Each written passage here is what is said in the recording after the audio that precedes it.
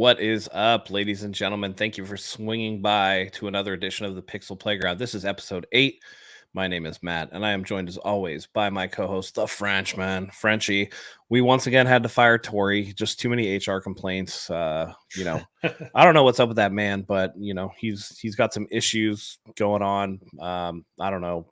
He's cutting out early, not clocking out properly. We pay him healthy enough. I don't know what's going on with him, Frenchie. I feel like if we want this podcast to be successful, we got to trim the fat a little bit, Yeah. We got to keep the money rolling between you and I. That's right. Cutting costs. Last I heard, he was dealing with a yeast infection. Yeah, that's I'm not sure how that's possible, but I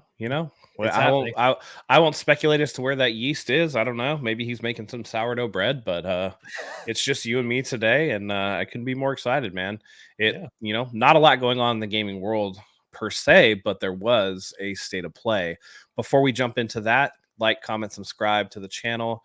We appreciate everything. The algorithm really appreciates it when you do that. So if you could do that, that'd be fantastic. And before we dive into what we are potentially going to play in the future, let's talk about what we're playing now. Frenchie, what are you playing? I am still trucking along with Yakuza 8. It's been a long journey thus far. About 40 hours in. I think I have 2 more chapters to go. It's a big game, but I'm enjoying it. I like the laid back turn-based RPG system that they have in the game. It's pretty chill to play. There's a lot of mini games, a lot of wacky stuff you can do throughout the game. There's a lot of characters too. There's 10 playable characters, which is fun. Oh wow! You're kind of switching between parties. I'm not going to say who's involved, but the story kind of breaks up the party, and you kind of play with one group, and then you play with another group, and they all have different move sets. And they added a lot of stuff. You can kind of move around within like a particular circle to do like combo attacks or hit enemies from the back, which does extra damage. You're constantly unlocking things. So it's fun. It's just a fun little game to grind through. I've been leveling up. I'm starting to feel pretty powerful. I'm debating on whether I should go for the platinum, but I probably won't. Now, is this one of your first Yakuza games, or have you played like all of them? This is my second Yakuza game. So I played the one that launched with the PS5 and Xbox. Okay. So it's Like a Dragon, the one with the new protagonist. Yeah. It's my second one. I'm not sure if I'm going to dive into another one just because it's a lot. It's a lifestyle game. Do you feel like you were lost at any point? Like, was there lore that you were missing and kind of had to? Because they're all connected, right? Yeah, they are all connected. And from what I understand, they're all kind of in the same areas, like the Kamurocho and Ijincho and Yokohama and all that stuff. I believe, so there's a lot of sections where like I feel like there are characters from previous games. So I probably would have got more out of it had I played the previous games, but it's not anything that's 100% necessary. There still is a functional story, and you could play it as a standalone game. Okay. However, I would say you got to play the one before this to play this one. Okay, so Yakuza. At least. Yeah, the Like a Dragon series, essentially. Okay, does that count as is that like their 7th installment? Do they do like off number, or? They just had a spin-off with Kazuma Kiryu. Sure. It's called Yakuza Like a Dragon Gaiden. Something. I can't remember what the full name was, but that was like a little bit of a spin-off, kind of a shorter title. It kind of went back to the roots of the game, more of like a beat 'em up style. But the Like a Dragon series that I'm playing, it's more like a straight up RPG. Turn-based RPG. I've heard there's some goofy stuff in those games. That's Yeah, like some of the attacks, like you can bust out a big old tuna and smack people with it. Okay. You can call in random. They're called pound mates. It's like the equivalent to a summon. Oh, okay. And it's just some wacky characters. Like there's like this one buff, like beefed up woman, like 6-pack, just yoked up, and she has like these. I don't know how you really say it, like these armor pieces on her arms, and she'll swing around and do attacks. You can call in some other people to give you some buffs and stuff. It's super wacky, man. But that's awesome. That's part of the fun of it. It's like a serious story, but it's just so like silly the way they some of the irreverence of Yakuza that I've seen and just the little snippets kind of reminds me of the Saints Row games, where it's just completely over the top, right? Like you can hit people with like plunger guns and all kinds of stupid stuff, but there is a story underneath. At least the first 2 games in Saints Row had a story.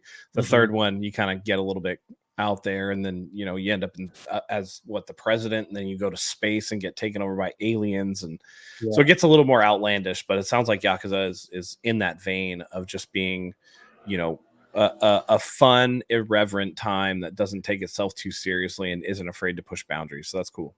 Yeah, especially when it comes to enemy design. There's like these people in trench coats, and they'll flash you, and that'll cause you to go blind, which is funny.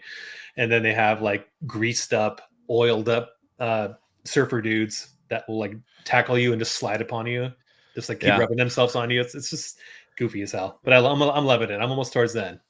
That's fun. That's fun. Yeah. I'm stuck on Stellar Blade. No. Every time I go to open the game, I just don't want to play it. I think it's lost me. What's holding you back? The story. Because without a story, like without a narrative to drive me on, the gameplay has become samey for me, and I don't find it challenging enough or interesting enough to. Because at the end of the day, I'm smashing everything. I've got enough powers to where it's not really challenging. So if that next little nub of the carrot on the stick isn't there for me to take a bite out of, I just don't know that I can keep going on it. It's getting to the point now where I feel like I'm forcing myself to play it. And it's not a bad game. It's just that it's not something that's holding my attention, unfortunately. So, and there's pressure coming up too, because I have Evo coming up in 2 months. So I'm trying to grind out with that. They released Akuma, season 1 content is over. There was a balance patch. So it's all about relearning those matchups and things like that. And so that's been taking up a lot of my time. And then, Fortnite, as always, I'm always going to be playing Fortnite. I play it with my nephew. New season of that is out. I've actually been streaming 3 or 4 times a week over on Twitch, Pixel Playground over on Twitch. You guys can come and watch that. And we had some pretty clutch victories today. I uploaded a clip of me clutching out a dub. So if you like that kind of stuff, go ahead and head over there. But yeah, it's the old standards, the comfort food standby games. I don't really feel like I could dive into anything meaty just because I do have to train for Evo. And that kind of is taking up a lot of my headspace. No idea who I'm going to play yet. Obviously, they don't release brackets until like 2 or 3 weeks before the event. So I won't even know who I'm going against. But last I checked, I don't know if I'd have to check the Evo numbers. Let's see. So you could potentially match up with Daigo. I could. Yeah. I could potentially match up with Daigo. Yeah. Interesting stuff, man. Yeah. So let's see. But Street Fighter 6 is the #1 game so far. And this is as of early March. Last year, the Street Fighter tournament, it was the first one for Street Fighter 6, and it was well over 7,000 people. So wow. Huge tournament. So I'm looking forward to that. I just, as long as my goal is to always be at least 500. So if I go 2-2, that's good. 3-2 will get me out of the bracket, I believe. So yeah, if I can go 2-2 or better, that's kind of where I'm at. Trying to get used to the new stuff in the game. That's, and then of course, you balance that with having a 9-month-old baby. It just becomes a disjointed mess. So I don't know how I'll do overall. I'm looking at it as more of having fun than anything. And I'm really looking forward to that. So yeah, just the comfort food stuff. After that, I'm fully planning on diving into Persona 3 Reload. There's not much out the rest of the year for me that's like of any real importance. I mean, NCAA football, I'm going to pick that up just because it hasn't been here since 2013. So it's like, I'm all on board that. Oh, it's going to be a huge game. It's going to sell like hotcakes. So EA is going to have a massive hit on their hand. I wouldn't be surprised if it does, if it outsells Madden, to be honest, just because people have been clamoring for it for the last 11 years. And by all accounts, people say that it's different than Madden, and I'm not surprised. Not having the NFL license hovering over your head allows a little bit of freedom to pursue, different ways of doing things. So allegedly it feels different than Madden. It's supposed to feel faster. Passing's supposed to be different, all that good stuff. We all know those are the buzzwords. So we'll see how that goes. But speaking of buzz, there was a state of play today. Sony came out. a quick and brisk 30-minute presentation, give or take a couple minutes. And they started right off the bat with introducing Firewalk Studios and the first gameplay trailer for Concord. What were your thoughts on this? It looks like a 5v5 multiplayer shooter, like an arena type / hero shooter. Yeah. What'd you think of the cinematic trailer and then the gameplay itself? What'd you think? Yeah, so the first thing that they showed was the CG trailer, which I thought looked really good. Like, it was a high quality CG trailer, but at the same time, I'm like, dude, where's the gameplay? Thankfully, they showed some gameplay. They kind of talked with the devs a little bit, and it looks like Overwatch to me. It does. Yeah, it's very very much Overwatch vibes. Overwatchy. It's not my particular type of game. There is a beta that's going to be there in July. I don't know if it's for people that pre-order or if it's going to be an open beta. If it's open, I'll definitely check it out to see what it's all about. But I don't see this as something I'll pick up. It does look like a high quality game, like really polished. You know, the guns look and sound punchy. The graphics look, pretty modern and next gen. I don't know if I should say next gen, current gen. Sure. But yeah, it looks like a quality game. Not my cup of tea, but did you ever play Overwatch or any kind of those hero shooters? Oh yeah. I've played all the hero shooters. Yeah. So what do you think about this one as far as like the character design and the way it flows? Character designs are okay. The biggest thing that I got from this one, when you transition from the CG trailer to like the characters, the actual character models dropping in, it was a pretty big dip in my opinion. It's pretty jarring. It was pretty rough. But I mean, Firewalk Studios, I think this is going to be their first real like crack at something this big of this scope. So, in this type of situation, graphics aren't everything. Like I said, I play Fortnite. I turn the resolution down on that. I turn like the meshes low because I want frames. I'm playing Fortnite at like, 360 frames a second or whatever it is, and 240 or whatever the case may be, right? Frames are king. So live, folks. For this, I don't know. I think my biggest issue is that the dialogue from the character trailer, it gave me vibes that they're trying to capture like a Guardians of the Galaxy-esque type feel. And I just think that like over the top Marvel one-liner type feel thing is just overdone at this point. Like the I can't remember what his name is. The guy with the yellow guy with the fish scales and the mohawk or whatever. It's like obviously Peter Quill. The human female is obviously shades of Gamora. The big dude is obviously shades of Drax. I don't know. Maybe the sniper is shades of Rocket Raccoon. I don't know. From that aspect of it, but it just it's that smarmy like sarcastic type humor, the whole almost dying is the best way to make sure that you don't die or whatever the case, I that's cool. But it just turned into something that I just thought wasn't treading new ground. It was trying to capture something that isn't there, and I don't know if that will be sustainable for the long term. Overall, I think this looks interesting enough that I'll play it, and if the gameplay is good, then who cares about the one-liners and stupid stuff like that? I'll play it. But not as it wasn't what I was wanting it to be, if that makes sense. Yeah, but I think the whole design of it is intentional. Like they want to try to draw that crowd, that crowd that played Overwatch and Fortnite and all these other games that are similar. They kind of have. Well, I mean, they're going to be. Yeah, they're going to be different. I think they're trying to capture the. Whereas BR battle royals, there's only so much that you can do, and that there's. I mean, Fortnite's king. I think at that point you're really, Fortnite and Apex Legends. You're talking about two games that are behemoths, and it's going to be really hard to overcome. Kind of like the Call of Duty space for first-person shooters set in like military settings. Yeah. I think they're trying to get it on the Valorant, the Overwatch. Overwatch 2 was really a misstep for Blizzard, and I think they made a big mistake. Essentially, they took some stuff out of the game, reskinned it a little bit, and it's essentially the same game with missing features, and they charged for it. Or whatever they're charging, for microtransactions, and it would have been better for them to just update Overwatch and kept the stuff in there. Blizzard's had a couple of missteps lately. And I think that Firewalk is trying to slide into that position, in the 5v5 arena shooter to try to, take that over. So we'll see how it does. It's out August 23rd. Yeah. So that's not that far away. Beta It's is in July. July. Yeah. Very interesting that we saw nothing from it for so long. And then the first gameplay trailer is 2 months ahead of a beta. Interesting strategy. We'll see if it pays off. Good luck to them. I hope they do well. I hope all these studios do well. Yeah, I hope so too. This is a studio that I think was put together just for this particular reason to give Sony a live service game, and it looks promising.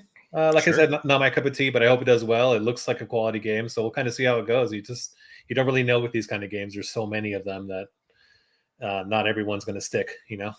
Yeah. So we'll see. Yeah. All right. Next announcement was God of War Ragnarok coming to PC in September. This is very exciting for PC players. I played it on PS5. I don't see myself dipping my foot back into the proverbial God of War waters. The water around Midgard. I'm okay. This is one of those where it's very story centric. Once I play it once, I don't need to play it again. Yeah.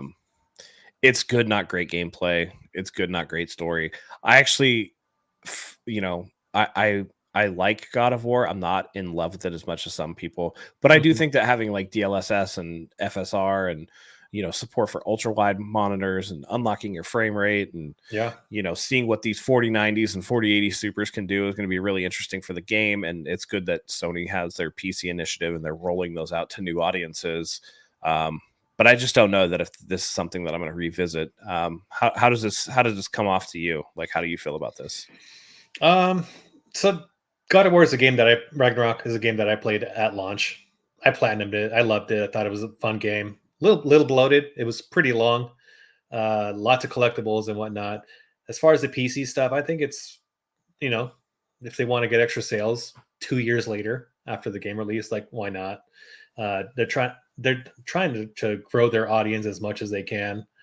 I think which kind of begs the question as far as our thoughts or your thoughts on the whole strategy going forward with Sony. That I think Herman Hulse just had a little presentation talking about how the live service games are going to be PC and PS5 day and date, and some of these tentpole titles like God of War and Ghost of Tsushima and Horizon and whatnot, they're going to be on PS5 first, and they'll explore PC at a later time. So I don't know. Like, what do you think about that strategy? Do you think it devalues PS5 or not really? I mean, if you're, I don't know. I think devaluing would be doing what Microsoft does. They're going to do day and date Game Pass for things like Call of Duty this year, which was confirmed, and that to me is devaluing. But what Sony's doing, I mean, God of War Ragnarok's been out well over a year. They've kind of bled the stone. You know what I mean? And at this point, they're moving it to a platform where maybe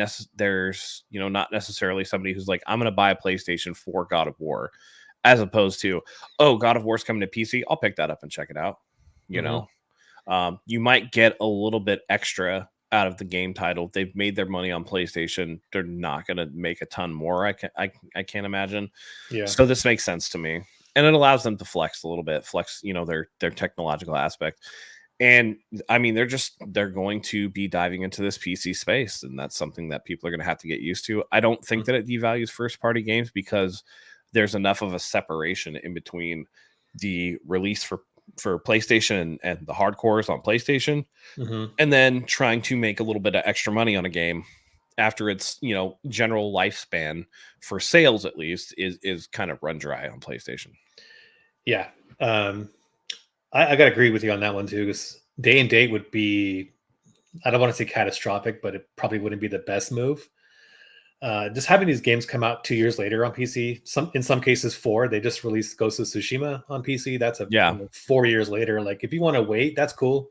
If you weren't that into it, or you just don't have a PS5 and you're pretty much a PC gamer, then it shows up on your platform. Then hey, like, the people will check it out. But I think as long as there's that gap in between, that's probably the way to go. Well, and here's the other thing too. You bring up Ghost of Tsushima, where that's definitely not a game that to somebody who wasn't tuned into PlayStation is going to be like, oh man, I got to play that game, or oh man, this game is amazing. But that could be a game because it's one of my favorite games of all time. I think Ghost of Tsushima is a brilliant game. Mhm. That's one where somebody might play it and be like, "Oh, no, I need to get a PlayStation so I could be day one on these types of games." Mhm. And that could actually help push hardware. Now, not a ton, but every little bit helps in that regard. And, I think that PlayStation figures that the time invested in getting some of the PC features up and running is worth the potential boon coming back from sales figures, from everything else. And I think they're having Nixus port all of these games, or at least most of them. Mhm. And Nixus has done a great job of making sure that they're all up and running. I think the one game that they didn't do was Last of Us Part 1. I think Naughty Dog did that, and it was like poorly optimized for PC. So Yeah. Nixus kind of knows what it's doing, and if Nixus is the one that's primarily porting these over to PC, I think these games are in good hands and could potentially bring in a new market for PlayStation in the future. Yeah, and if you look at it inversely, I don't think it affects console gamers too much because if you're No. a console gamer, you're probably going to stay on a console. Mhm. I don't see anybody going out and spending two grand on a rig just to play it in No. super ultra wide or better graphics resolution, frame rate, all that Yeah. stuff. So And the people that are able to have those rigs are probably able to be like, oh yeah, I guess I could pick up a PlayStation for this type of stuff. So makes yeah, sense overall. I like that they're all feature complete though, like you had mentioned, Oh the yeah, super yeah, ultra all wide, the yeah, unlocked frame rates and stuff. That's mhm. so cool. So Yeah, because some of these graphics cards, PlayStation might be like, oh, you can run this at 4K, but it's 30, or you could run it at like 1080p or 2K upres, and it'll be 60. And some mhm. of these rigs are just like, nope, native 4K, at least 60 FPS. You might be able to squeeze 90 to 120 out of this with VRR, blah blah blah blah blah. Mhm. So it'll be interesting to see how they actually look. And then, like, the mod communities are going to have a field day with God of War. I can just tell already, that's going to be it. Just mods incoming, ladies and gentlemen. Just be ready for it. Shift Up announced that they're looking at porting Stellar Blade to PC. Could Oh you imagine the no! mods Oh for that? lord! Oh That would be lord! bonkers, man. I'll go back and play it if it's There you on go. PC. That's the motivation you need to finish the Right. game. Uh, all right. The next game announced was Dynasty Warriors Origins. It's coming next year. Koei Tecmo is the publisher for that.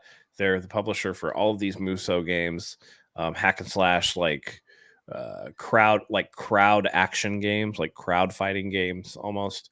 Um, the Nameless Hero, all that stuff. Do you play the Dynasty Warriors game? I think I played up till like Dynasty Warriors 4, and then I was like, all right, that's enough. Yeah, so I haven't played a Dynasty Warriors game or any Muso game since like PS2.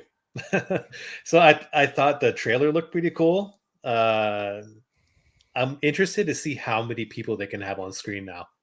Because back in the Sure, yeah. early days, like they had hundreds of people. So like Uh-huh. now with the technology, like could they have thousands of people on screen at the same time? Pretty interesting stuff. Yeah, I wonder if they'll, instead of, because a lot of the early Dynasty Warriors games, you would have like groups, right? It would render groups. So it'd be like, oh, these are the grunts. There's like hundreds of grunts. Now there's like 30 cavalry people or whatever. I Mhm. wonder if now that you could just have some of those big and little units on the battlefield at the same time and have like a better mixture.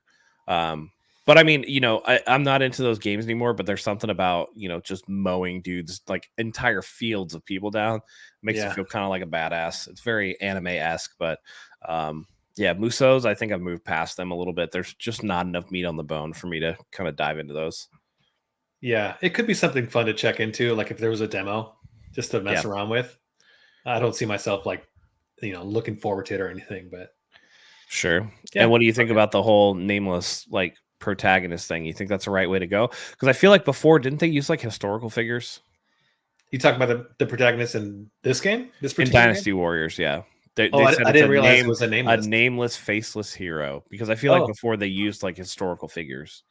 You oh, think I that's didn't a good realize way to that. go? You know what? I don't know enough about the series to really speak on that. Maybe it's just a design decision that they wanted to go with. I feel like maybe they're kind of leaning into that character creator vibe where you can just make your own character and make him look the way you want it to. I don't know if it has too much impact on the overall gameplay. So, and these games aren't really story focused, right? So it's No. all about just hacking and slashing. So I don't think it has too much weight going in that direction. All right. Yeah. Next up on the list, This one was the first one where like I openly was like, "What the fuck is this?" Yeah, I had a hard time gauging what this was. Yeah. So it's an open world RPG called Infinity Nikki. It's Mhm. getting a beta test in Q3 2024. And former Zelda director Kentaro Tominaga is attached to the project. Kentaro Tominaga has worked on Legend of Zelda Four Swords, Skyward Sword, A Link Between Worlds, and Breath of the Wild. Mhm. So there is somebody, kind of important attached to this thing. It looks like it's one of those like ode to the Japanese idol type, dress up fashiony, pretty girl kind Yeah. of games or whatever. But there were some elements, particularly the one lady like hanging in that cathedral like thing at the end, that gave it a little bit of like creepy vibes too. So like the overworld looks like cute and adorable and all this stuff, but then there were like maybe a slight dark undercurrent. I Mhm. don't know what to make of this. It looks really weird, but it's something that caught my eye enough that I'm going to keep an eye on it going forward and kind of see where it goes. How do you feel? I feel like this would have been a game that Tori would have loved to have talked about. What do you think about this one? You stole the words from me. I was going to say this is a great game for Tori, but yeah, I'm not really sure what to make of it. There was moments where it showed you controlling a cat, so you're throwing your pussy cat out there and doing little puzzles or collectathon. I'm not sure. I don't know if it's a role playing game. According to like the PlayStation blog, I guess it's a game where you can wear different outfits to have different abilities. So maybe there's certain areas, kind of like Metroidvania, where you need this dress to open up this area and to unlock that area and whatnot. And I don't know if there's like a party system or if it's just this one main character. It looks beautiful. It's another one of those games where it's from a studio I've never heard of, Infold Games, and then they come out and make something that looks this gorgeous. I mean, as far as the art style goes, I think it's top notch. Um, Curious, I'll keep my eye on this one too. I got to see more gameplay, see what it's all about. Oh yeah, It looks like a definitely. chill game though. Yeah, Nothing too stressful. no, definitely not. Yeah. The next on the list is Everstone Studios martial arts adventure game Where Winds Meet. That's going to be coming to the PlayStation 5, set in Hmm. the Ten Kingdoms era. You play as a swordman who has a critical role in influencing the outcome of a conflict. This one looks very artistic, Hmm. very kinetic style combat. Um, some of the character designs are really cool. At one point, there was this like massive koi fish that like jumps out of the water or whatever, and you got to Yeah. try to like fight it. Very hack and slashy. Hmm. Um, Gives me vibes of like, I don't know, like a really sped up version of like a From game or like a Ninja Gaiden game where it's like very kinetic, very fast paced, looks really, really cool and artistic. This is one that I'm Hmm. definitely going to be checking out at some point. Looks really cool. What do you think of this one? Yeah, it kind of looks more like a Team Ninja's take on Souls games, like the with Neo and Wolong. It does take place in China, but the gameplay looked really kinetic. Kinetic. I don't know if that came through. Yeah, it's definitely one to keep an eye on too. It's another studio Yeah. that I've never heard of. No, definitely not. Everstone Studios. I don't know where Yeah. these talented people come from because this game looks clean. Like the production value looks high and the combat looks fluid. It looks challenging. So Yeah. we'll see how this one turns out. I know I there's a will couple say other games too, like this. the music in the trailer was pretty banging. I Yeah, you loved liked it. it? Yeah, it was good. It was nice. It was like traditional, like Chinese music. It was like really cool. Yeah. I'm all about the new mythologies. Yeah. The other game Wolong, or not Oh, Wolong, uh, Wukong, Wukong. Yeah. Black Myth Wukong. Hmm. Like we don't have too many games that set in that era or No. that goes into that kind of storytelling of Chinese mythology. So I'm Yeah. actually open to like we're finally going to get some new characters or new enemies Exactly. to fight. Different enemy designs, different enemy types. Yeah. So It's the critique of 2024 Assassin's Creed finally doing Japan. It's like, well, we already have Ghost of Tsushima. We don't need to go back there.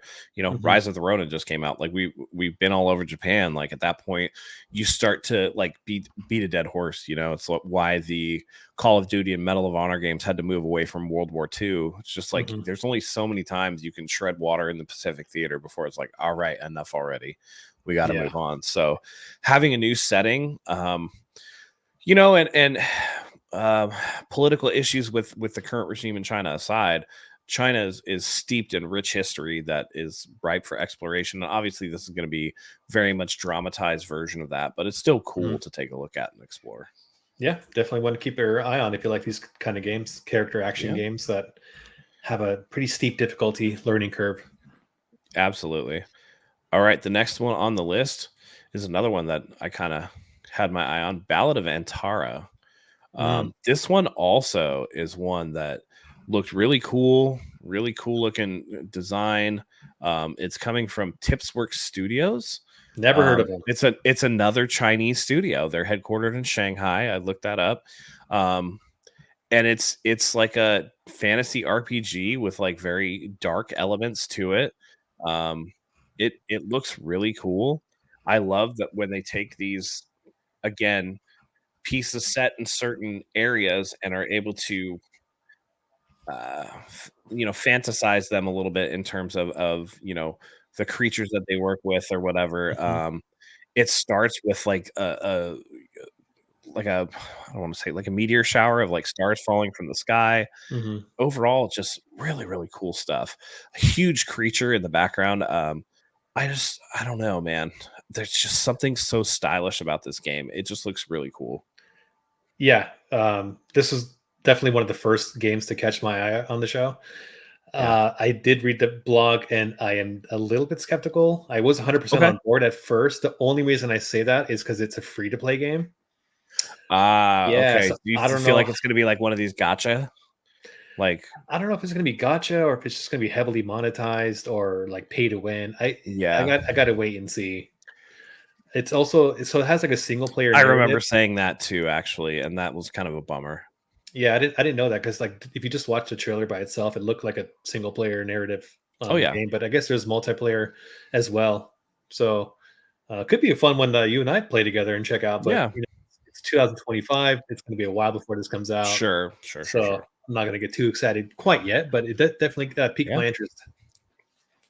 Now we're to the part of the presentation that's kind of in your wheelhouse. Some PSVR 2 stuff, starting with Behemoth from the developer who created The Walking Dead Saints and Sinners VR game, set in the Forsaken Lands. This one looks super cool, and if I wasn't going to puke all over myself, this would be one that I played for sure. There was that one point in the trailer where like a dude gets the front half of his head sliced off, and I was like, oh damn, dude. Another guy got kicked into like a spike wall. This game looks really cool. I like the use of like color. I think it was like a giant's foot was going to come down and squash you, give you like a little red indicator, and then like you could jump back and then you could attack. I think this type of game does very well for VR. It looks like an updated version of like what Skyrim would be nowadays. I think that's the vibes that I got from it. And the fantasy setting with sword and shield, I think works really well with VR.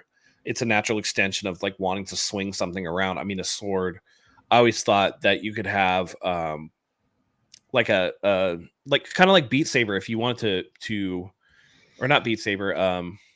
I can't remember what the game is because Beat Saber is the rhythm game. Yeah, I always thought that there was opportunity to market a like Star Wars lightsaber dueling game.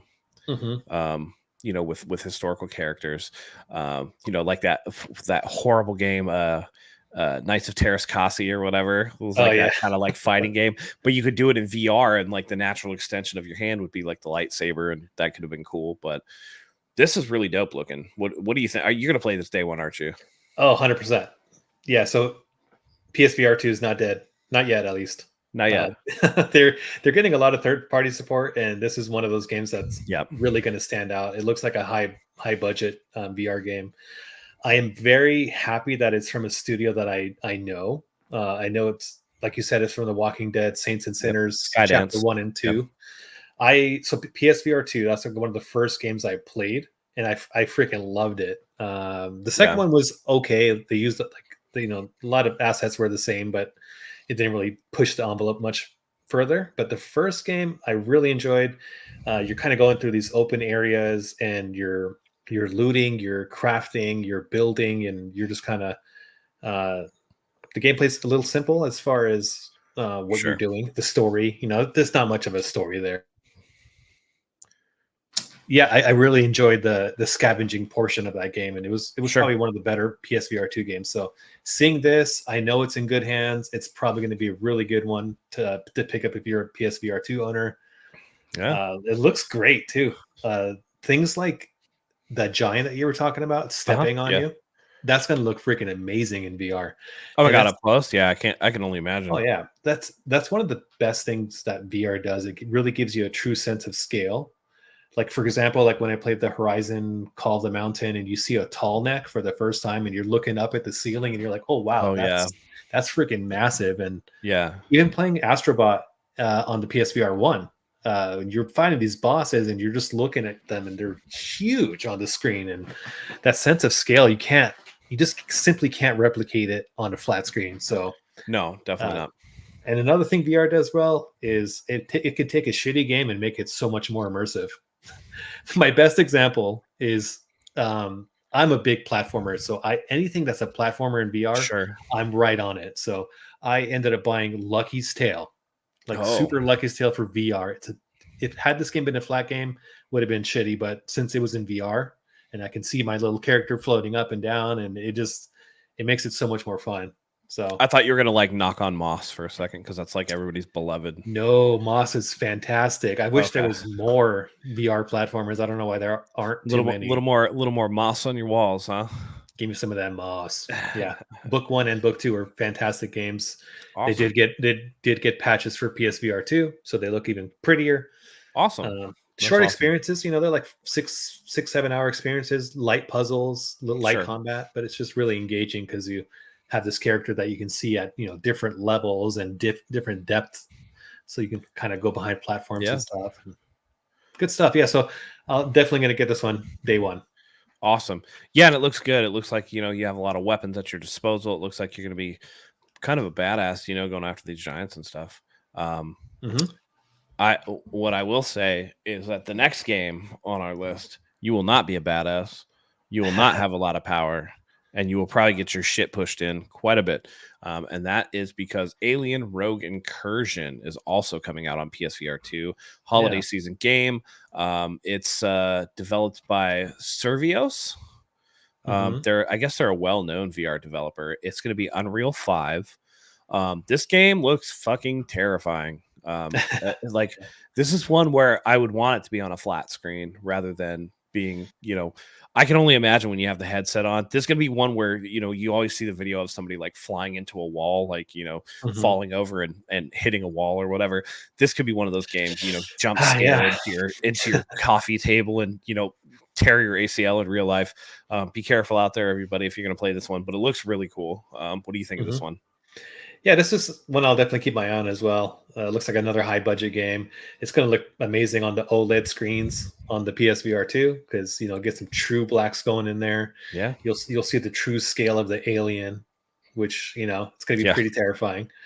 And as long as the atmosphere is there, which it looks like it Oh, is, it looked like judging it by the was. screenshots, yeah, it's going to be pretty eerie and Yeah, creepy. there was one where it looked like a xenomorph. Like it was like sparking and it was black background. It looked like you could see like a shadow of a xenomorph. Hmm. Dude, no thanks, man. I don't need all that smoke. I don't need that smoke.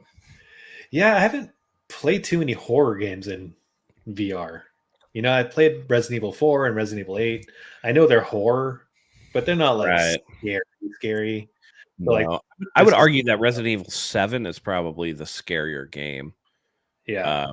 as opposed to 8, especially like, everybody was like, Lady Dimitrescu is Bay or whatever, it wasn't really scary at all. But like 7, where they like try to feed you the worms and shit, and like that what was it, the Baker family or whatever, they were awful, Hmm. man. They were terrible. So Especially the wife. Freaking oh creepy yeah, ass. she was the worst. Yeah, she was the worst. Yeah, I tried So, that on the PSVR 1, and it was one of those. So I was really new to VR at that point, mhm. and just going into the house for the first time, I'm like, oh shit, man! Like something's gonna jump up at me, and I felt super immersed and like that was probably the first time I actually felt scared in a game Yeah, because I was in VR and I didn't know what yeah, was around the corner and I couldn't yeah. really see too far in front of me. So it's good stuff, man. Spoiler alert, there's a point in the game where somebody jumps out that you don't expect and chops your arm off. So There there's you go. that. and then I think you grow your fingers back later in Yeah. 8. Some weird shit Something like happens. I that. can't remember. I don't know. It's weird. We started 8, 7 was like a great return for the series. 8 towards the end, like the end part of the story, I was like, "Oh, we're getting back to the whole Chris Redfield punching boulders thing." Okay. Okay. That's where we are right now with this storyline. From Okay. RE5. Yeah, pretty bad.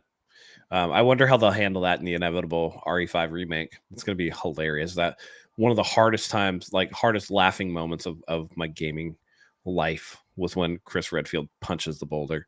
So stupid, but I know that's pretty bad. Who thought that was a good idea? I don't know. Speaking of who thought that was a good idea, Marvel Rivals is the next game.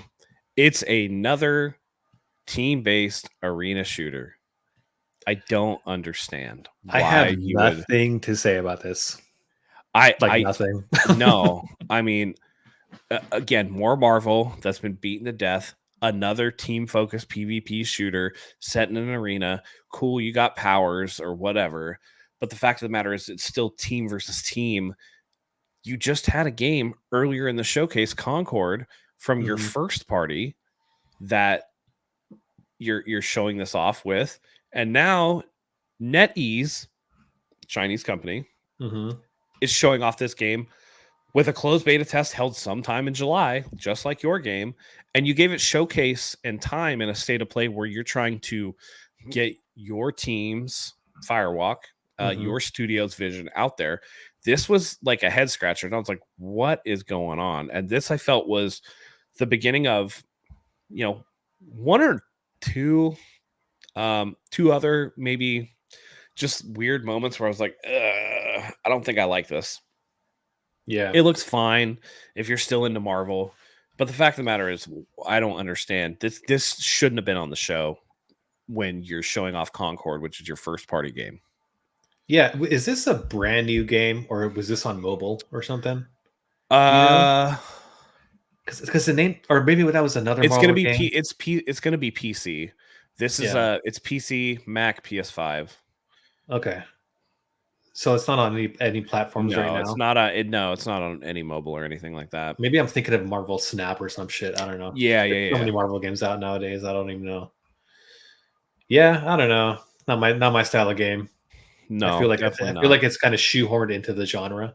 Sure. Like, and like I thought it was funny that one of the pre-order announcements was like Spider-Man skin, and I'm just like, okay, like this is going to be, I guess, a little less grounded in, I guess, reality than Concord, but I don't know, just from my perspective, it's like, how do you balance a game like this with obviously they have powers and you're just going to use powers all the time? Or one of the things with arena shooters is that, sometimes you have powers, but at the same time you need to have common gameplay strategies and loops that make it so that it's more of a level playing field.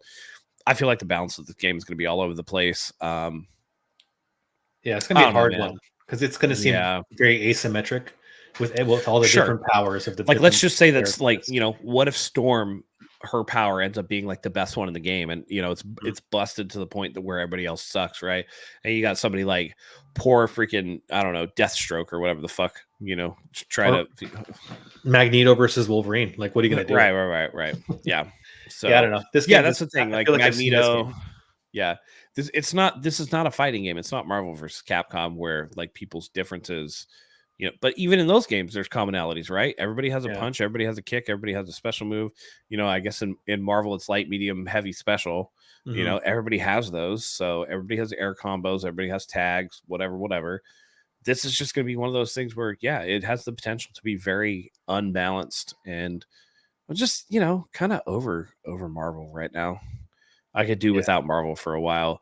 The only Marvel entity I'm even looking forward to, like, at all, is going to be Deadpool versus Wolverine, because that's just like, that's going to be sweet, dude. Like, Ryan Reynolds knows what he's doing with that character. He's made for that character. Hugh Jackman coming back and playing the character, knowing that everybody wanted him to. That was going to be cool. And just from the trailer, I mean, you see the 20th Century Fox, like, statue or whatever halfway buried in sand, and all the fourth wall breaking, and the winked eyes and the head nods towards everything that had happened before. It's gonna be cool, but this doesn't look cool at all.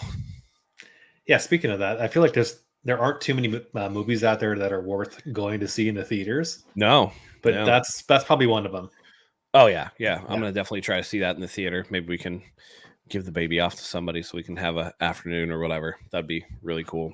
But speaking of not really cool, again, another head scratcher for me. Until Dawn, new trailer, fall 2024 release window. Ballistic Moon is enhancing Until Dawn's graphics and animation. I got to be honest with you. When I was watching the trailer for this, I was like, looks fucking same to me. No, it's a lot better. I don't know, man. I don't know. It looks the same comparisons. It's a lot prettier. I guess my question is, did Until Dawn need this? Not at all.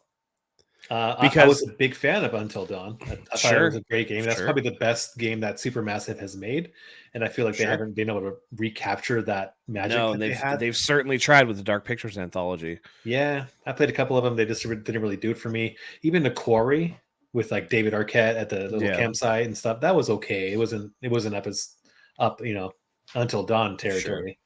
Yeah, it looks pretty, but I don't know if it needs to exist. Yeah, I won't play this. I probably won't. Yeah, I platinumed the other one on PS4. Okay, yeah. And I don't see any reason to go back. And I already played it twice. So I mean, if somebody on PC comes up with a mod to where like when they die or whatever, it's like completely over the top, like Mortal Kombat style gore, then I might take a look just because I think that would be funny. But beyond that, like I thought that like the reveal for the story, I was like, I don't know, man. I don't know. Did you play it on PS4? I did. Yeah. Okay. Some of those deaths were pretty gory though. Already. Some of them were. Yeah. Fun game. Not gonna like play it again, what the chick falls off the edge of the thing into the meat grinder. That was pretty rough. Yeah. Yeah. Some good stuff in there. But then again, the Tomb Raider remake had gruesome deaths, like Lara Croft sliding down the river or whatever and getting beamed through the head. Like I was just like, first time I saw that was way more shocking than Until Dawn. I kind of knew what Until Dawn was going, but I played that Tomb Raider game and she hit and I was like, holy shit. Yeah, dude, they did Lara Croft dirty. Whoa. I was like, dude, you're showing your character like that? Like, what the hell? It was completely unnecessary. No, it was, but it was totally cool. Unnecessary. And she's like all writhing with like a pole through her head. She's like all writhing and shit. And just like, why did you do this? Yeah. Like, who was having a bad month that they were like, I'm going to animate the shit out of this thing right now? And it wasn't just one or two deaths. It was like, they were all pretty brutal. Yeah. I mean, it took me like 5 or 6 times to slide down that river path. Like, cause you get past the other one and then you hit another one. So you're like, okay, I got to count for that one. Let me find my path through this thing. It's all trial and error, right? Like, you're just going through it. And man, that game was brutal, but really good. Those games were good. Some good death animations. And I don't think they weren't ragdoll. They were just like straight up, like, we're going to intricately animate this death. Sure. I don't know. I guess my thing at this point is like, why the hell are we doing an Until Dawn remake and Bloodborne's just sitting there? Right? I guess I'm just like, this is not necessary. We don't need this shit. Nobody cares. Bloodborne's 10 years old. Bloodborne came out in 2014, I believe. Yeah, when did this come out? Like 2016? 15? Like 15 or something? See, yeah. Bloodborne's older. Yeah. And listen, you don't even have to remake Bloodborne. Just patch it so that it runs 60 FPS on the PS5 and everybody will be fucking happy. Yeah, 4K 60. Give me that. That's it. That's all you need. That's literally all you need. Going back to Tomb Raider. Yeah. I will say that trilogy is fun. I'm a big Uncharted stan. It's okay to like both of them. You don't have to pick. They're both fun games. Yeah, they're fun. They're fun. Yeah. They're fun in different ways. Yeah.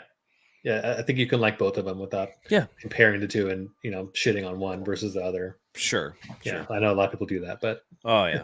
Play everything, like it all. Yep. And here's a game that people are going to compare to Diablo, Path of Exile 2, early access, late 2024. Definitely looks like a Diablo clone of sorts. Definitely that's isometric 3/4 top-down style, dungeon fighting, big, gnarly, crazy looking enemies. But this game looks fucking dope. So yeah, I'm gonna play it. It's a couch co-op. It's free to play. Yeah. Yeah, so I don't really play too many of these. And that'll be like weapons and stuff. You'll be able to get like enchanted weapons and stuff like that. But I mean, Diablo 4 wasn't free to play, but it still had a lot of that bullshit in it. You know what I mean? Like you buy like little armor sets and stuff that gave you extra powers. So it'll be pay to win, but like, who cares? The gameplay looks awesome. Did you even know of a Path of Exile 1?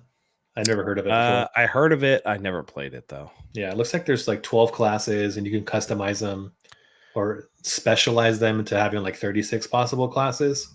Yeah. So there's a lot of, customization. A little bit of subclass going on. Yeah. There's a gem system, skill trees, items, bosses. It could be a fun game to just kind of, two of us go out there and fuck shit up. Oh yeah. Yeah. That'll be one that I definitely want to get. I'll probably wait till early access is over. So it'll probably be like mid 2025 before I play it, just because there's like a lot of bugs and stuff. I did the same thing with Baldur's Gate 3, and I'm so glad that I waited. People played the shit out of it in early access, which is essentially it's Act 1 that you can play in early access for that game.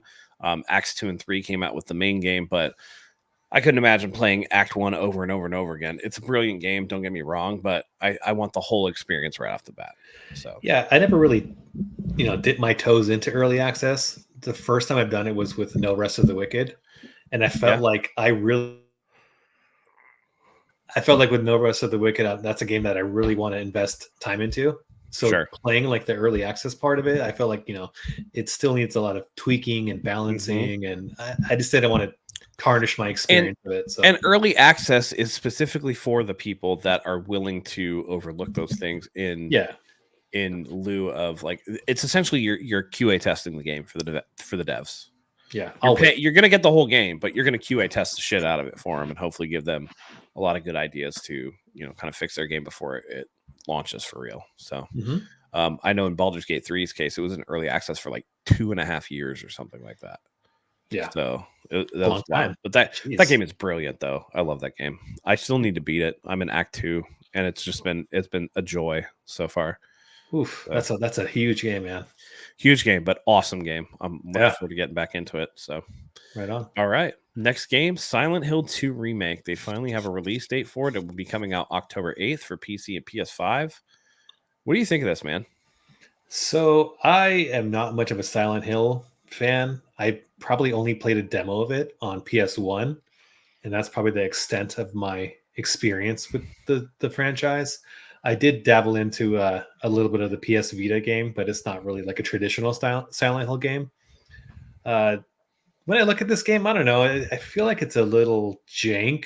Like there's something off about it. It doesn't look bad by any means, but maybe it's because we had the wonderful RE2 remake and RE4 remake, and 3 was not bad either. So I don't know if it lives up to that, or I just feel like something's missing with this. And I don't know. The combat didn't look that like, I don't know. Maybe it's the animations or it didn't look that fluid. Sure.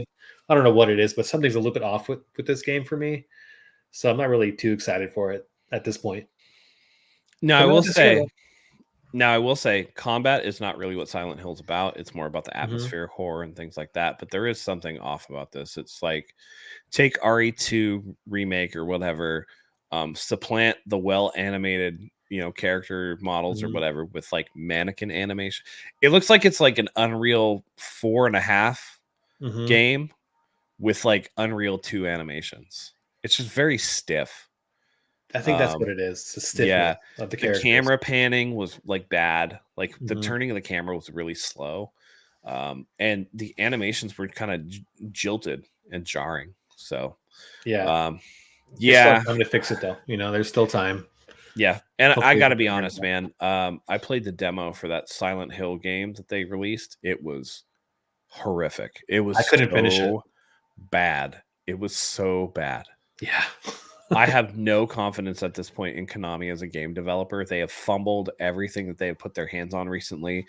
The best thing that they could do for that studio, sell off your IP to somebody who cares about making good games. Silent Hill 2 remake should be something up there with a Resident Evil 2 remake. That's universally beloved, and I just think that they're going to screw this up. I just don't think it's going to be good. You said Konami, but Bloober's working on the game. Yeah, I don't like the Bloober team either. I don't think they're that good. Yeah. So I don't know if this is Konami just not finding a better studio, or I don't know. Bloober did what, The Medium and Layers of Fear. I don't think any of them really set the world on fire. So no, Medium was okay. Yeah, I haven't played it yet, but I didn't hear anything too spectacular. And somehow this looks more like stilted than the medium does. So yeah, I don't know, man. All you had to do was keep everything kind of the way that it was, modernize the controls so it wasn't the tank controls, and up-res the shit out of it. You would have been able to sell millions and millions and millions of copies. This to me has like a 64 Metacritic score written all over it. Yeah, I mean, it might sell based off of the name, but Sure. I'm not too hyped on it. Probably a pass for me. There's so many other quality games that we saw in this showcase. Yeah. This kind of looks like a little bit behind. Yeah. So not great. I'm good. Not great. Not really. I'm not really into the next game we're going to talk about, Monster Hunter Wilds, from Capcom. But Monster Hunter World was Capcom's highest selling game of all time. I played it. It wasn't for me, but you could see the love and the attention and affection that went into that game. And I know that it's a quality title. I expect more of the same here. Are you a Monster Hunter guy? And if so, what do you think of this? I'm not much of a Monster Hunter guy. I can respect it. It looks amazing. It looks fun.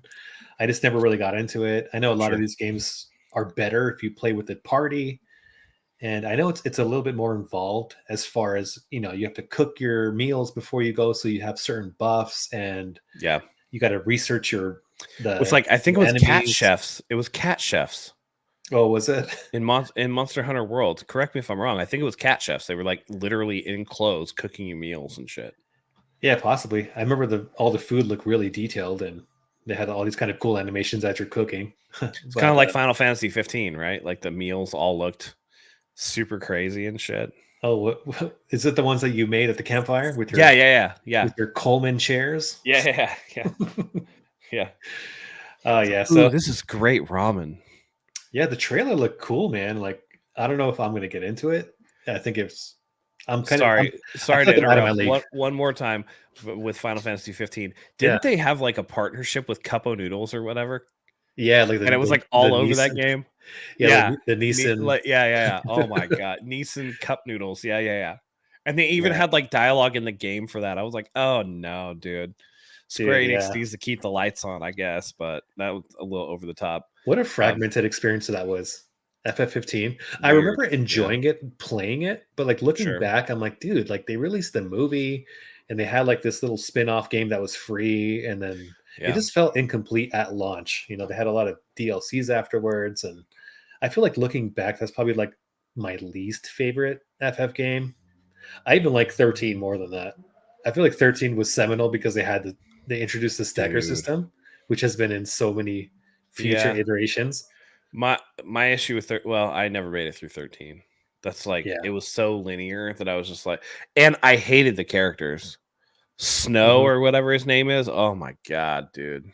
Oh yeah, that was Troy Baker. Did you know that? Oh, okay, Troy that's Baker why. voiced. Yeah, he voiced Troy, or he voiced Snow. Yeah. Anyway, back to Monster Hunter. Anyways, not really your type of game. Not really mine either. It looks really cool though. Like some of the monster battles and stuff. It looks cool. The thing with the Monster Hunter games that always got me is just that it's like you don't have the damage numbers on screen, but it's very much MMO like, where you're swinging your attack and the monsters aren't really reacting to you in the way that they should. Like you sit like a big monster and you're swinging this 58-pound sword at his legs, and it's like the animation's playing through and you're getting like a little like hit confirm I guess effect or whatever, but then like nothing else happened. It doesn't halt his momentum. Like he still does what he's gonna do, and you got to move around him. And it seems very MMO-ish, where like, in an MMO you do the same thing. They kind of react in the same way, but you'll see like a little damage multiplier like hit over the top of their head, like 128 damage or like 256 damage or whatever the case may be. And those type of games are just not really for me. I think the only MMO I've ever gotten into is Star Wars: The Old Republic. And that's just because like I like Star Wars. Knights of the Old Republic? No, Star Wars: The Old Republic. The Old Republic, okay. Yes, so it's kind of like KOTOR. It really is, but it's online. So okay. And they have like 8 different classes or whatever. It came out in like 2010 or something like that, and it's still going strong now. But I still hop in occasionally. Imperial Agent, best storyline. Those who know. There you go. But yeah, it's it's not my style of game, but I know that this is going to sell like hotcakes for Capcom for sure. Oh, easily 10 million right off the bat. Like probably within a year, probably 10 million sold. Yeah, it's not my cup of tea as well, but I can respect it for what it does. The combat seems a little heavy, a little weighty. Mm-hmm. It's not as fast and fluid as I would like it to be. Yeah, which is probably why I'm not really drawn to it. But looks and I cool. think that's the dissonance between that I have, the cognitive dissonance in my mind, where it's like, yes, it's weighty. It's like some of the swings are really slow, but then like the monster doesn't react, and I'm like, well, then the weightiness disappears as soon as you hit the guy because it doesn't seem to take hold like it should. That makes sense. Yeah, I get it. I feel like you should have a reaction, at least like a momentary stagger or something. Yeah. So you could feel the impact. Yeah. But, so yeah, that's 10 million units easily. So yeah. Now this last game. This is a game. Yes, I'm glad you're with me on this. Team Asobi, Astrobot, new game coming in September, on September 6th. Boy, I platinum the shit out of Astro's Playroom. I love Astro. Like, the game looks awesome. It looks like a bigger, helping of Astro's Playroom, like just expanded to the max.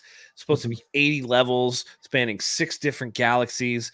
I saw Kratos in there. I saw, I saw Nathan Drake in there. I saw freaking, just everybody and everything, very, very reverential to PlayStation. There was at one point, there was like an angry, almost Star Destroyer like PlayStation 5 with eyeballs going into a space battle. Yeah. This game looks awesome, dude. Hell yeah. It looks so good. This was my game of the I don't know if that came through. My game of the show. Mine too. I'm a huge Astro fan. Start charging your DualSense controllers now because they'll probably only last 2 hours during this game. Oh yeah. I don't think to this day, I don't think that I've gotten a game that was so great with the haptic feedback that Astro's Playroom was. Yeah, the closest one I could think of was another game that was launched during the PS5 and that's Sackboy Big Adventure. Oh, Sackboy's Big Adventure. Yeah. That had some pretty good haptics and had where you walk through the grass, you could feel it, and different materials you would walk on, you would feel it. Yeah, this one's on a whole nother level. This is pretty much what Playroom is, but just expanded. And that's kind of exactly what I wanted. Well, that would be a lie, because what I really wanted is a PSVR sequel, and we didn't get that. So I'm a little torn. I'm very excited for this iteration, but it's a little bit of a slap in the face to the PSVR 2 owners that were just waiting for a sequel to Rescue Mission. Listen, they want to sell more than 13 copies of a game, okay? So no, I get it. Relax. But they could have made it a hybrid game but then again, you're talking about level design. They were able to dip everybody's toe in the water by including Astro's Playroom with PlayStation 5. Yeah. And so, and I can't remember the last time a studio did a pack-in game like that. So, them doing that, it kind of leads to this one, and then you just increase the scope. I don't know, man. This is going to be amazing. I'm so looking forward to this. I'm going to play that day one when it comes out. This was definitely my game of the show as well. Easily looked the best. It just looks like a quality, fun game. It's something that I'm going to play with my kids. Yeah. Obviously, I'm going to have my own save file and do my own thing, collect everything, platinum it, and whatnot. But this is one that they can play it too and have a great time with. It's just it's very family friendly. It's collectathon. I love all the secrets that you can find, and it's rooted in PlayStation history. You have all the different consoles in there and all the wacky things you've never even heard of, like the PlayStation TV or the PlayStation Vita TV. They include everything in Sony's rich, or I should say, PlayStation's rich history. So it's kind of like a whole bunch of Easter eggs in there. It's a great time. Really looking forward to it. Glad it's coming out this year. Not too far away. What's it, 4 months? No, 4 months. Yeah. A little less actually, like 3 and change. Yeah, 3 months and like a week or so. Yeah. So day one. Honestly, this is probably my most anticipated game for the rest of the year. That's actually a game. Elden Ring DLC notwithstanding. That'll probably be like a real game. It'll probably be like 30 or 40 hours. Just that, because From is wild with their stuff. But this is easily my most anticipated title, and it's one that we don't have to wait for it to be announced and then wait 3 years for it to come out. No, not 3 years, 3 months. That means this game is feature complete. It's done and it's all polished from here. And Team Asobi is, I mean, man, I cannot speak highly enough as to the love that I have for Astro's Playroom. That game is outstanding. So if this is anything like that, but on a grander scale, we're in for a very good time come September. Yeah, I knew Astro's Playroom was going to be a sleeper hit. I know it's a free packing game, but like before the PS5 launched, I was like, dude, this is actually one of the games I really want to play. And it was for good reason. You know, it showed off the DualSense, and it was just a blast to play. It was short, you know, obviously because it's free and pack in. But you can always go back and get more coins and do a little gotcha machine and all that stuff. That's the whole thing. It was like it was short from like beginning to end, but then it was actually I thought it was like for the length of the main game, the platinum loop was actually pretty decent length, you know, going and finding all the secrets, you know, turning the PlayStation logo on the side on the PlayStation 2 and just like all that cool little stuff that you don't think about and you go through and discover all these secrets. It was really cool. That whole room that showcased all of the different PlayStation consoles was so cool. Hell yeah, at the very end. And I love that. And that's part of the collecting because you've got to collect all that stuff. You got to find that within the world. And then once you can see all your treasures at the end. Yeah. We didn't talk about the music in that game because, you know, the whole GPU song and a lot of the catchy tunes that kind of, you know, stay with you after you're done playing it. I honestly, there are certain games with certain songs that will stick in my mind forever. And music, you know, really is something that I'm into in terms of like video game music. You know, we all talk about Final Fantasy VII and stuff, but yeah, Astro's Playroom had great music. And actually one of the musical things that I remember the most is it was like, I can't remember what the theme was called on PlayStation 4. It was like paper something or other. It was like, but like it was like paper mache and it was like a boat on the water. And just the theme song of that was like really cool. Okay. I should see if I can look that up really quick. It was a theme, you said? Yeah. Oh, okay. Yeah. Yeah, going back. I don't know if it was like paper airplane or I'm sure you can find it on YouTube. You can find anything nowadays. Yeah, I'm trying to paper sculpture. Paper sculpture, that sounds familiar. Yeah, so let me see. I'm gonna do a little screen sharing for you. Holy shit. Yeah. Let's see this. Yeah, so I'm gonna share this with you. Well, not that. All right. Well, we're gonna get a little ad for get your YouTube Premium, bro. I'm just kidding. I know this is the Pixel Playground account. I have it on my personal account. Oh, you do? Okay. Yeah. Yeah.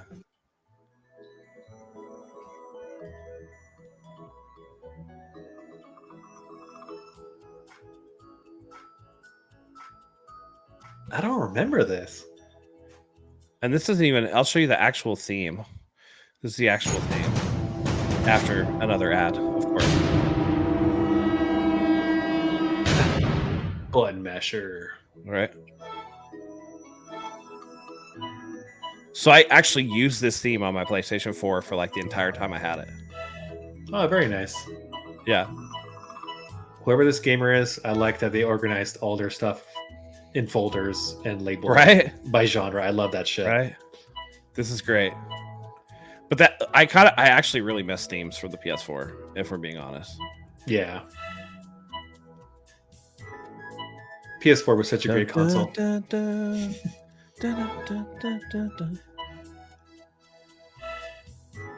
It's just like bright and cheery music, and you don't need anything else. And yeah, that's pretty much that. So there you go. So Astro's Playroom, another one that's just like some of those like nice, fun, whimsical, very airy, light type of musical, you know, arrangements or just something. It's part and parcel with just having a game that is it's a video game. You know, in a world where everything is getting hyper realistic and hyper violent and very dark and this and this and that. Astro is like a throwback to when video games were video games, where Mhm. platforming was fun, When we and were much more kids. so than Sackboy, who I feel like is a failed mascot. I think Astro is like the new, I would say the new PlayStation mascot. Like he makes the most sense, you know. Really, really cool. So very much looking forward to that. But you know, that was it for the show. It was about a half an hour long. What would you give it in terms of a grading system? And of course, as everybody knows, we grade it like we grade hotels. So if we're talking about the hotels, man, what are we looking at right here?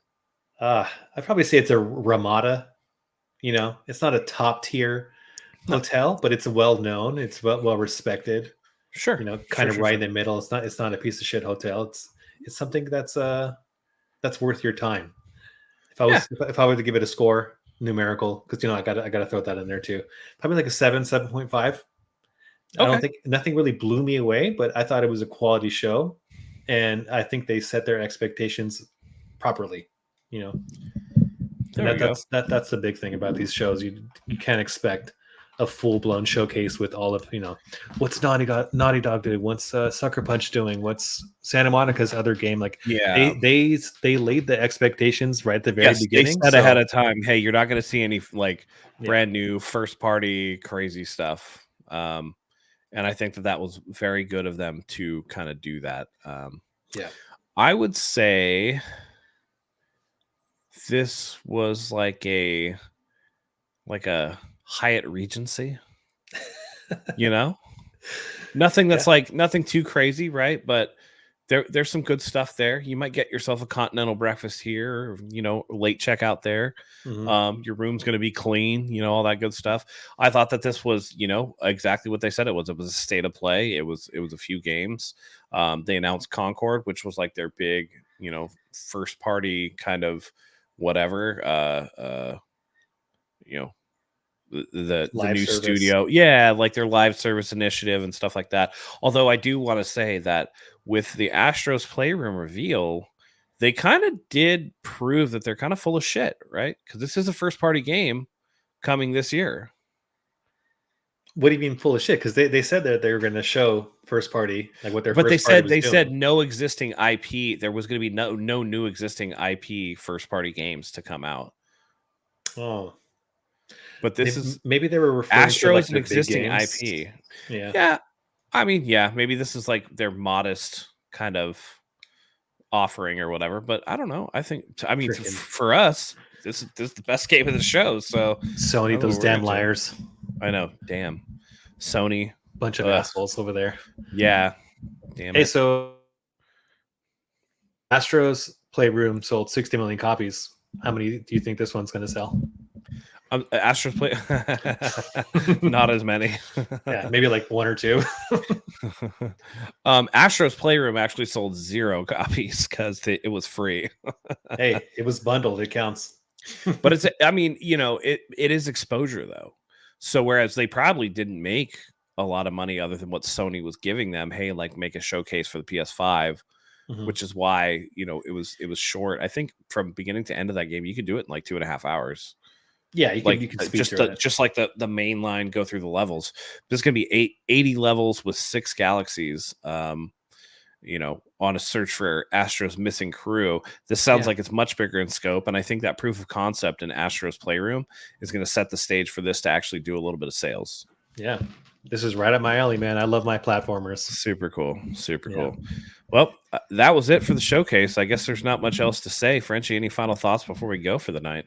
One of my final thoughts. I didn't say this at the beginning of the show, Mm-hmm. but I'm in a very precarious situation where I might clear my backlog before I go on my cruise next week, Wow. which is like the first time that's ever happened.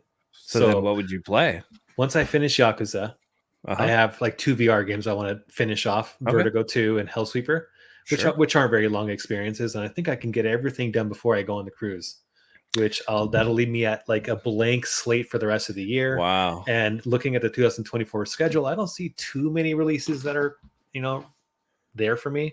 But when I get back, it's all about Elden Ring. I'm probably going to spend like the first week just refamiliarizing myself so I don't get my ass whooped. Oh yeah. I mean, you're gonna get your ass whooped anyway.